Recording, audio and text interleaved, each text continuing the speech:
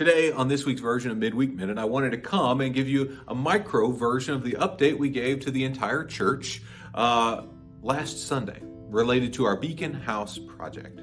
As you'll see scrolling on the side of the screen here in a second, over the last 7 months, your Beacon project leadership has done a lot of work. Including the sale of the existing Beacon House property, the site work, the engineering, the architecture, all of that to make sure that we have a good, stable building going forward on the initial site, which was going to be the old Coble House facility site. As a part of the demolition of that site, we ran into issues with abatement and other things that ended up costing a little more than we anticipated. After all of that was completed, the site work on that site, the engineering, proved that it was going to be a cost-prohibitive place to place that building.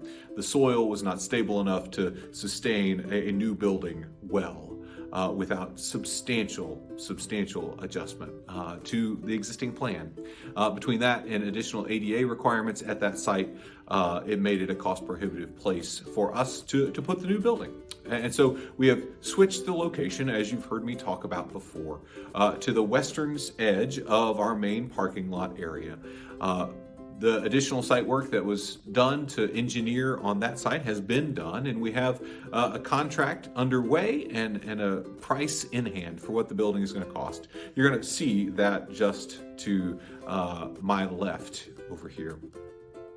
The new building is going to cost more than we anticipated. As we shared with you on Sunday, there have been a number of things that have been outside of our control on this, but what I promise you is that your team has done absolutely yeoman's work to keep this under control.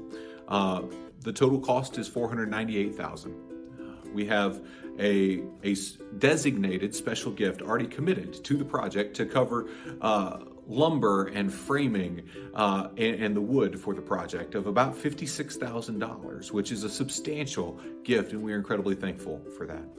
After that, and the existing funds that are already in place from the sale of our Beacon House property, we still have a need of about $147,000, which is where I'm excited to share with you that we've got a matching gift already committed to of $74,000 toward this project, meaning that for the rest of the congregation, we need about $74,000 to make this building possible. And each one of those dollars will be matched dollar for dollar by the donor who's already made this commitment. One of the things I'm excited to tell you is that since we had this initial conversation on Sunday, we're already in the mid-20s in terms of gifts that have been made. So that number that on Sunday was at $74,000 is now in the high 40s. And for that, we give thanks to God and thanks to you. We also know that we'd love to get this started very quickly. And so I invite you to stay tuned on Sunday, where I hope to announce to you the groundbreaking day. We're making really good progress on this. The remaining $50,000 or so needs to be collected over the course of the next 120 days. So the next 4 months between now and September.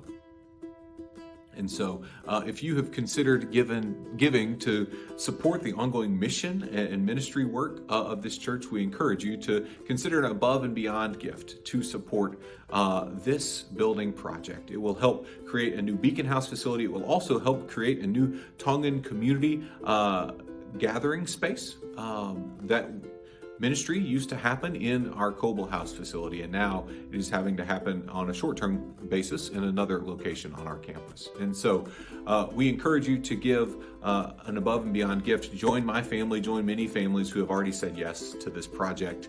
And before long, we will have a new facility that is incredibly well engineered and built so that it is a building that continues to be of good service to God, to our neighbors, and to our community, and unlike some other buildings on our campus, avoids doing the wave as the soils swell over the course of Texas seasons.